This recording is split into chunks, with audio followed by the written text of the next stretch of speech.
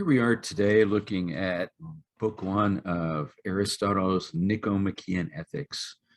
What I want to do in these videos for each book is to look at some of my thoughts on it, some of my responses. I'm not going to say everything that can be said, maybe even everything that needs to be said. But I'm working my way through it, trying to understand it, trying to present it in a way that might help you. I encourage you to respond.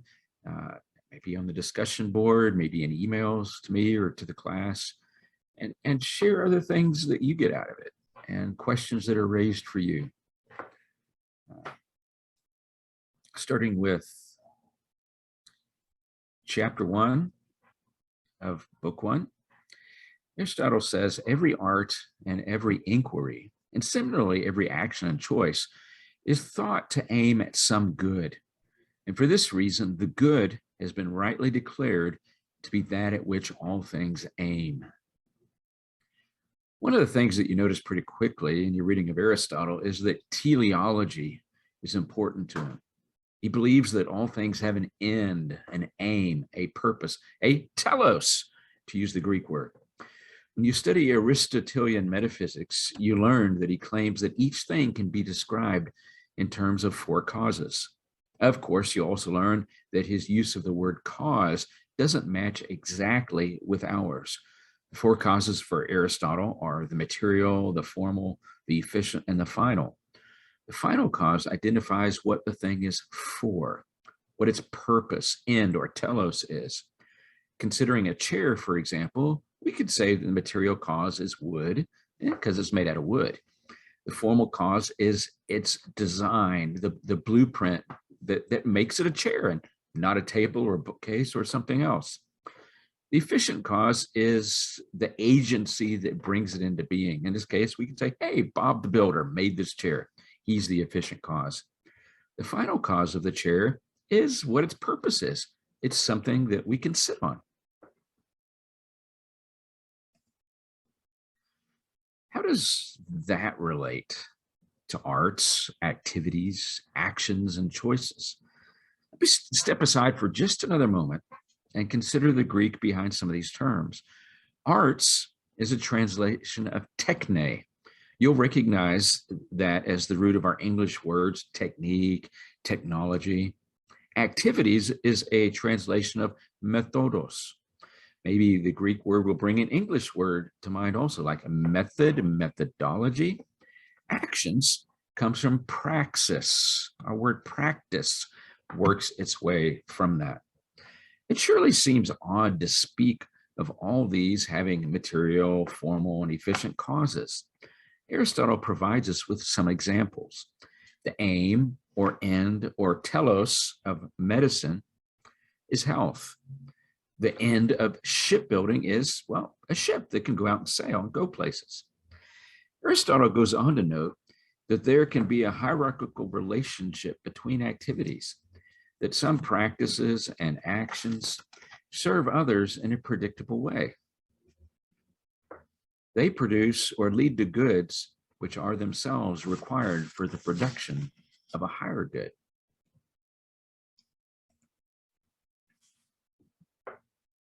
Given what he's claimed in chapter 1, that each activity aims at some good, and that at least some activities are hierarchically ordered toward higher goods, then we can also talk about maybe a highest good, a good to which all other goods conduce. The highest activity, the activity which others ultimately serve, is politics. We'll be led astray by this if we think by politics he means exactly what we do. We could say that for Aristotle, politics is the inquiry into how humans can live well together. I don't see much of politics in that sense these days. I see parties and ideologies contending with each other to force their conception of the good upon the rest. Very little, if any, study or inquiry is involved. All are already convinced that they have all the necessary answers. I'm enough of an Aristotelian in this regard to doubt they even have all or even a majority of the right questions. What do you think? What do you see as you examine the current political landscape? A quick note before we proceed. This edition translates the Greek word anthropos as man. Once upon a time, English theoretically treated man as sometimes referring to both men and women. The Greek word anthropos certainly fits that understanding. For many, that understanding no longer works. For that reason, I make an attempt to use words like person, people, or human in place of the word man that we see in the translation here. Okay, Aristotle says, our discussion will be adequate if it has as much clearness as the subject matter admits of. For precision is not to be sought for alike in all discussions, any more than all the products of the crafts. He continues at the end of the paragraph, it is the mark of the educated person to look for precision in each class of things, just so far as the nature of the subject admits. It is evidently equally foolish to accept probable reasoning from a mathematician and to demand from a rhetorician demonstrative proofs. Now you might be reading all this and asking yourself, what does any of this have to do with ethics? Remember, Aristotle is not just a philosopher, he's also a scientist. He's setting us up for a scientific consideration of ethics. Ethics, like other areas of study, has its own standards. As you advance in your fields of study, you'll discover that you're not only learning a bit more content in each course you take, but you also be trained in understanding and applying the standards appropriate to your field. One of the benefits of the recent pandemic is the way so many scientific disciplines, virology, epidemiology, immunology, and just medicine, just to name the most obvious, have become everyday news. By following the news, we can learn much about each of these. But there's also a downside. By only being exposed to the headlines, we lack education and training in the standards of each discipline.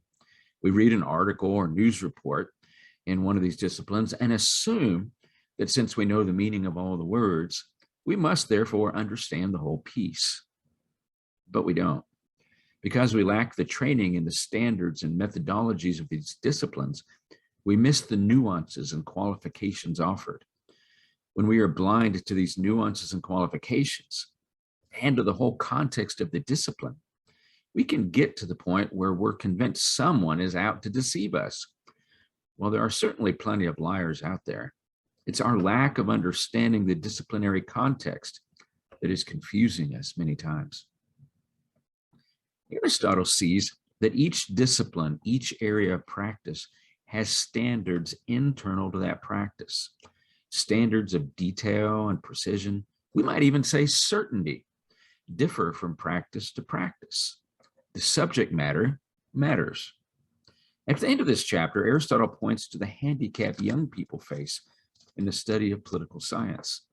They lack the experience and formation that comes from being inducted into the discipline. Some of you who count yourselves as a young people may feel offended. He's not saying you don't have opinions, even that you don't have well thought out opinions. He's not saying that you don't have the right to express your views at the ballot box. Well, he might believe that, but he's not saying it here. He's pointing at the need for determined study of and submission to the standards of a discipline. That simply takes time, years, in fact.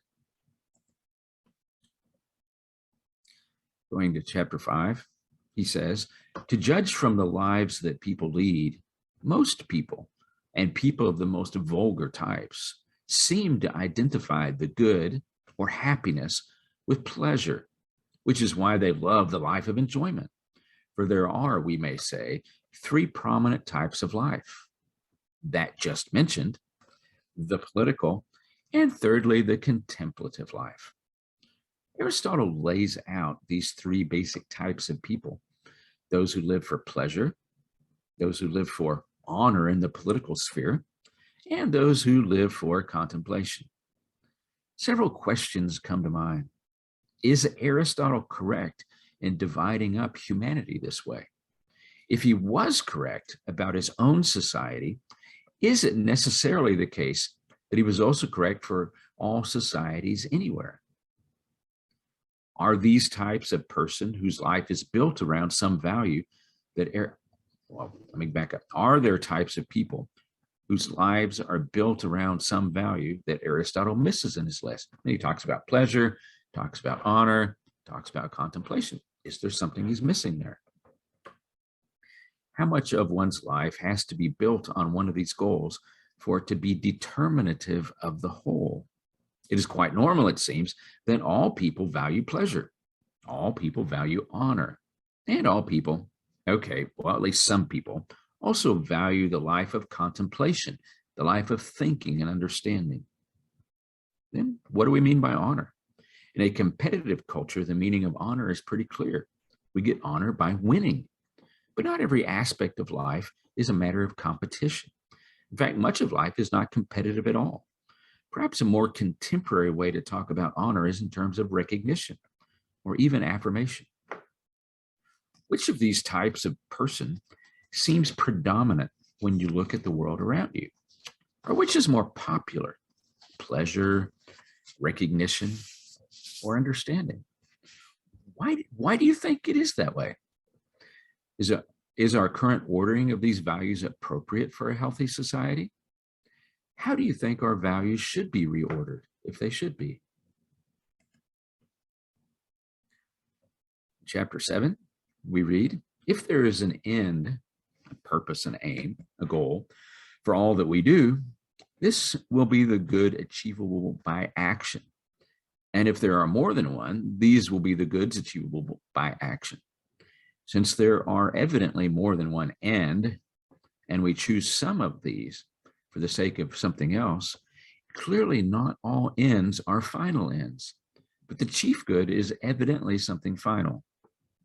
We've already seen that each thing we do with some purpose, some end in mind. Well, Aristotle has made that claim, and maybe you've agreed with him. Perhaps you think he hasn't made that case and that there are purposeless activities we engage in. I'm going to leave that there for now. So each activity for Aristotle has a purpose. At least sometimes those purposes serve other purposes. That is, they are ordered in some sort of hierarchical for the sake of structure. Aristotle is now wondering if there is some highest good, some good at which all activities find their end. It's about to give us the answer at 1097b. Now, such a thing, happiness, above all else, is held to be. For this we choose always for itself and never for the sake of something else. But honor, pleasure, reason, and every other virtue we choose indeed for themselves. But we choose them also for the sake of happiness, judging that through them we shall be happy. Happiness, on the other hand, no one chooses for the sake of these, nor in general for anything other than itself. The word translated happiness here is eudaimonia. We'll run into that word many times in this course.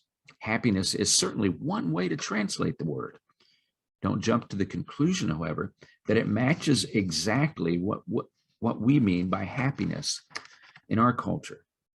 Hold the definition loosely.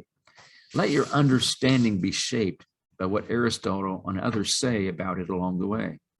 You notice already that Aristotle differentiates happiness from pleasure. They're not the same thing.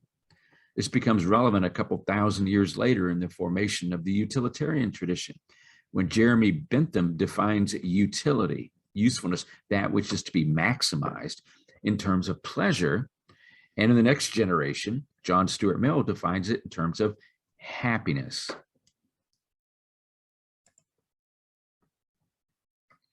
Continuing on a bit at 1097b, line 12 or so, we find Aristotle has been talking about our life together. He here makes the famous claim that humans are born for citizenship. What do you make of this claim? Citizenship in what polis? That doesn't work as well in English as it does in Greek. In Greek, the phrase in view is politikon ho anthropos. If you know a bit of Greek, you can see or hear that as politikon ho anthropos. Something is politikon when it is related to the polis, the city. We are, as you know, still in the early age of Greek city-states. So the political referred to is that kind of entity. Are humans born for citizenship, for participation in a city, in some polity, or in civic life? Do you see evidence to that effect in our world today? Is it descriptively true? Should it be true? Is it the case that humans should seek engagement in civic life as a core part of our identity? The next section of the chapter may seem to range farther afield. Aristotle now gets into the connection between his claim about happiness being the chief good and the necessity of identifying the function of a human. For some of us, this question will seem strange, even inappropriate. What could it possibly mean to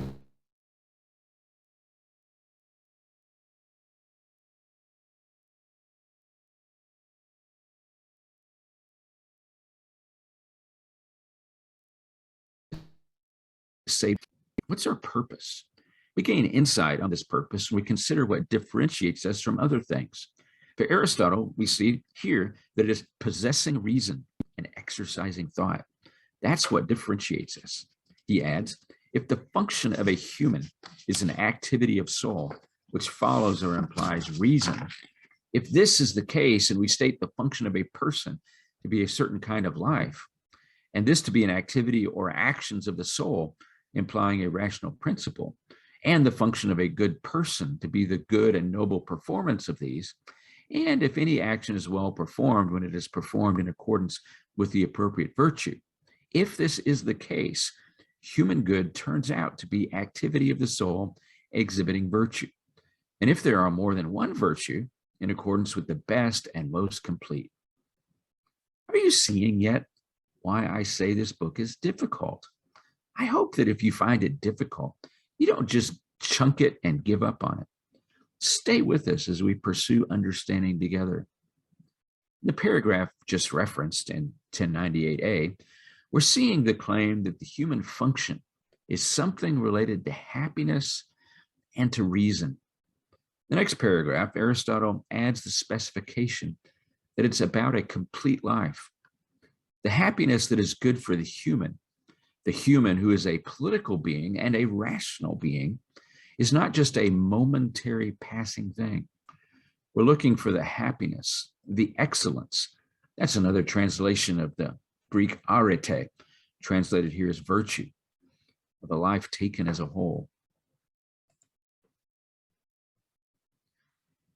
At 1098b, line 24 in chapter 8, Aristotle says, for some identify happiness with virtue, some with practical wisdom, others with a kind of philosophic wisdom, others with these or one of these accompanied by pleasure or not without pleasure, while others include also external prosperity. If we were to look at this brief passage in Greek, we'd see several terms that have come over into the regular vocabulary of philosophers. We see arete, virtue, phronesis, practical wisdom, sophia, here translated philosophic wisdom, and hedone, pleasure. If you take your study of philosophy further, you'll run into these words over and over. But let's suppose you don't ever do that. We still find concepts worthy of our attention. Are you inclined to identify happiness with any of these? With practical wisdom, the wisdom that helps you get through life well? With philosophic wisdom, the ability to think deeply and analytically about things? And what relation does pleasure have with either of these? Is pleasure merely bodily, mere dopamine hits in our head, as they say? Does happiness, even if it requires phronesis and or sophia, also require pleasure? And don't forget external prosperity. Aristotle clearly devalues wealth as an end to be pursued for its own sake. Surely, however, at least some monetary prosperity, or we can even call it security, can take the rough edges off life and give us room to even think about other things. Here we are at 1099b, beginning of chapter 9. Aristotle says, for this reason also the question is asked, whether happiness is to be acquired by learning or by habituation or some other sort of training, or comes in virtue of some divine providence, or again by chance. I see here a consideration of whether happiness is the kind of thing we can do something about or not. If happiness can be acquired, and there is a bit of ambiguity whether the experience of happiness or the capacity to produce happiness is in view here, whether it be by learning, training, by habituation, then we can put ourselves in contexts where we get that learning, training, and habituation. We can contribute to our own happiness. On the other hand, happiness may be the kind of thing that just happens to us. It could be, Aristotle wonders, that one of the gods gives it to us. It could be a matter of sheer chance, of luck. If happiness is a gift of a god, then maybe that god could be persuaded to impart the gift. It's just a matter of chance, and there's not much we can do. But maybe there's even something we can do when it comes to luck. Roman Stoic philosopher Seneca, who is a one-time tutor to Emperor Nero, said that luck is what happens when preparation meets opportunity. As we progress in this chapter, we see that Aristotle sees happiness as something that comes from learning, training, and habituation. It comes from the intentional application of reason. It's for this reason that he's unwilling to attribute happiness to other animals, because none of them is capable of sharing in such activity. In chapter 10, Aristotle takes up Solon's suggestion that maybe we shouldn't call anyone happy until they are dead. Solon, by the way, is a predecessor of Aristotle in the town of Athens, one of the wise leaders of the past. Now, Solon's reasoning here is that only after a person's life has reached its end and its whole context can be evaluated, can we say that a person is happy. Though this might make some sense, the suggestion soon runs into problems. The most obvious problem is that we think of happiness as something we experience. If we're dead, what is it that we're experiencing? The ancient Greek understanding of the afterlife didn't give them much reason to hope for a time of happiness. Maybe they'd experience an end to the struggles of life. But that's a pretty thin notion of happiness. Having read Aristotle this far, we see the other problem. Happiness comes from an activity. Living people are the ones to whom we attribute activities. Chapter 13 takes up the kinds of virtue. Jumping to the very end of that chapter, Aristotle identifies two kinds of virtue. There are intellectual virtues, the excellences associated directly with the uses of our minds, and there are moral virtues associated with our actions. The next several books of the Nicomachean Ethics will present us with an exploration of these types of virtues, delving into what they are and how they work.